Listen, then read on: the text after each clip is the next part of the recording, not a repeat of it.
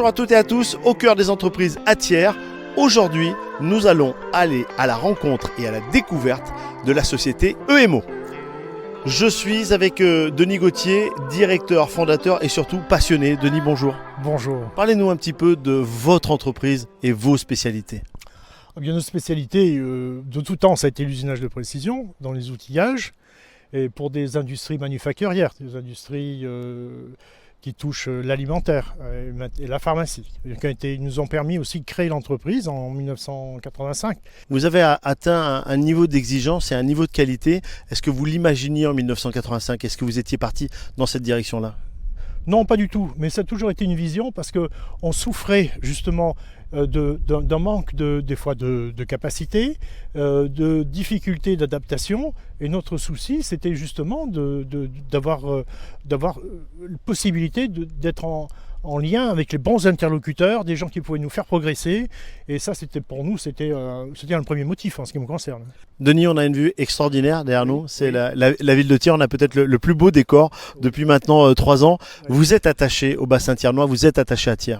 Oui, absolument. Moi, j'ai fait la natte. J'ai fait dans une époque où c'était quelque chose qui était un peu prégnant, on va dire. Hein. Mais très tôt, d'ailleurs, on allait dans les entreprises. Moi, j'étais au lycée. Il y avait sur 27 élèves, il y en avait 20 qui travaillaient en entreprise. Si bien que sortir de la terminale, j'ai fait une IUT, mais les gens étaient pour un oui, pour un non, échangés. On passait d'une entreprise à l'autre. Moi, quand j'ai commencé, on n'avait pas de machine adaptée pour travailler dans le conditionnement. Donc moi j'allais faire rectifier des pièces chez l'un, j'allais faire usiner des pièces en Haute-Savoie, voilà. Et c'est comme ça qu'on a démarré. Oui. Denis, avant de terminer notre interview, on va rencontrer 2 de vos salariés. L'un travaille dans le bureau d'études et l'autre travaille sur machine. C'est bien. Donc ça vous fait c'est important de les mettre en avant. Oui, tout à fait. Oui. Et puis vous voyez, on porte tous le même insigne au même endroit. Là, vous voyez, ce logo de qualité, et ben ça, j'y tiens beaucoup parce que ça a été un travail de SAP et qu'on a défendu envers et contre tout. Et les formations qu'on a eues avec le SIA pendant des années, qui était d'ailleurs une approche qui, pour nous, était un petit peu lourde parce qu'on n'était pas dimensionné pour intégrer tous les aspects.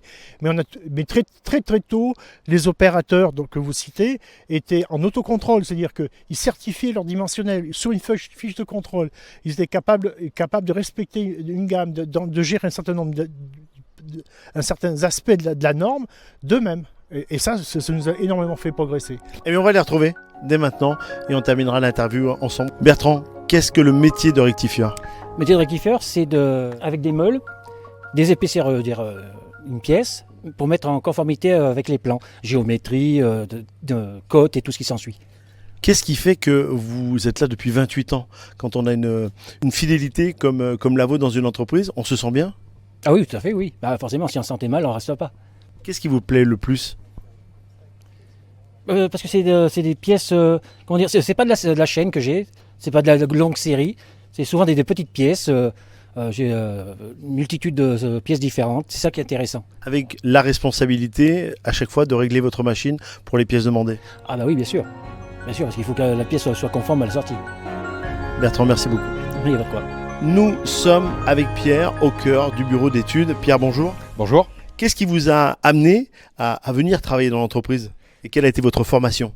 Donc, ce qui m'a amené dans l'entreprise, c'est la fin de mon activité de formateur qui était un peu partout en France dans les centres de formation. J'ai voulu me relocaliser sur Thiers, en plus ayant fait mes études au lycée Jean Zay. Donc, j'ai trouvé ça assez légitime et cohérent de revenir sur la région, sur ma région natale. On le voit, il y a beaucoup de pièces, il y a énormément de travail effectué et conçu par le bureau d'études. Tout à fait, c'est ce qui empêche la monotonie du poste pour moi justement, c'est qu'il y a toujours quelque chose de nouveau.